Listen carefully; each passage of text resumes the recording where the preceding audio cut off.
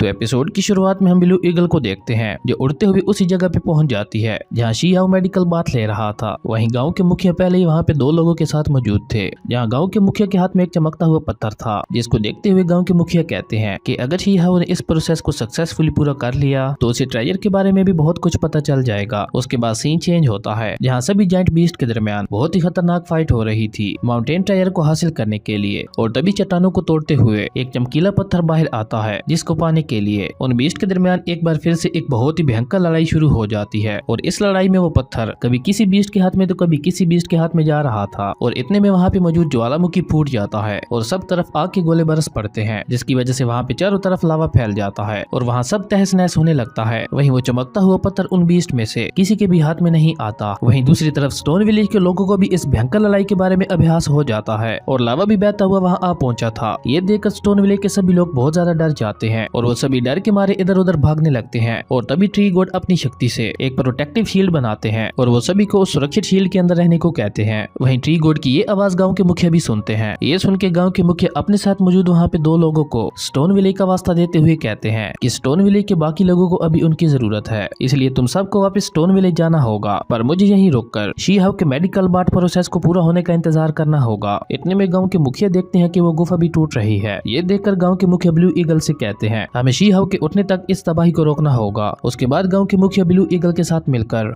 उस गुफा को बचाने में लग जाते हैं। वहीं दूसरी तरफ मिथिकल लाइन बीस्ट की एनर्जी शी हाउ के सामने आ चुकी थी, जिसे शी हाउ अपनी शक्तियों का इस्तेमाल करते हुए कंज्यूम कर लेता है। एनर्जी को कंज्यूम करने के बाद शी हाउ बहुत ज्यादा पावरफुल हो जाता है, पर गुफा के हिलने की वजह से she how medical bath tub के साथ नीचे गिरने ही वाला होता है कि तभी शी हाउ इतने ज्यादा भारी मेडिकल बाथ टब को भी रोक लेता है। और तभी शी हाउ की नजर गाँव के मुखिया पे जाती है जो ब्लू ईगल के साथ मिलकर उस गुफा को टूटने से बचा रहे थे। ये देखकर शी हाउ गाँव के मुखिया को अपने पास वापस आने को कहता है। उसके बाद शी हाउ उस भारी मेडिकल बाथ टब को फेंक कर ब्लू ईगल के हवाले कर देता है और वो खुद जंप करता हुआ ब्लू ईगल के ऊपर आ जाता है। उसके बाद ब्लू ईगल उन दोनों को ट्री गॉड की प्रोटेक्टिव शील्ड के अंदर ले जाती है। और तभी हम देखते हैं कि ट्री गॉड ने अपनी पावर का यूज करते हुए स्टोन विलेज के लोगों को वहां से किसी और जगह पे टेलीपोर्ट कर दिया था, जो कि बहुत ही ज्यादा खूबसूरत थी। उस जगह को देखते हुए शी हाउ गाँव के मुखिया से पूछता है कि ये कौन सी जगह है, जिसपे गाँव के मुखिया उसे बताते हैं कि ट्री गॉड ने हमें उस तबाही से बचाने के लिए यहाँ पे टेलीपोर्ट कर दिया है और अब से यही हमारा नया स्टोन विलेज है। इतने में स्टोन विलेज के लोग इस नई जगह को एक्सप्लोर करके खाना ढूंढने की बात करते हैं। उसके बाद शी हाउ गांव के मुखिया से पुराने स्टोन विलेज में जाने की परमिशन मांगता है, पर गांव के मुखिया इसके लिए मना कर देते हैं। ये सुन के शी हाउ उदास होते हुए गांव के मुखिया से कहता है कि अगर मेरे माता पिता मुझे ढूंढते हुए वहाँ आप पहुंचेंगे तो उन्हें कैसे पता चलेगा कि मैं अब यहाँ आ गया हूँ। शी हाउ की ये इमोशनल बात सुन के गाँव के मुखिया शी हाउ को वहाँ जाने की परमिशन दे देते हैं, जिसपे शी हाउ बहुत ज्यादा खुश हो जाता है। उसके बाद शी हाउ ब्लू ईगल के साथ पुराने स्टोन विलेज की तरफ निकल जाता है, जहाँ पहुंचकर शी हाउ को पता चलता है कि वो जगह पूरी तरह से डिस्ट्रॉय हो चुकी है।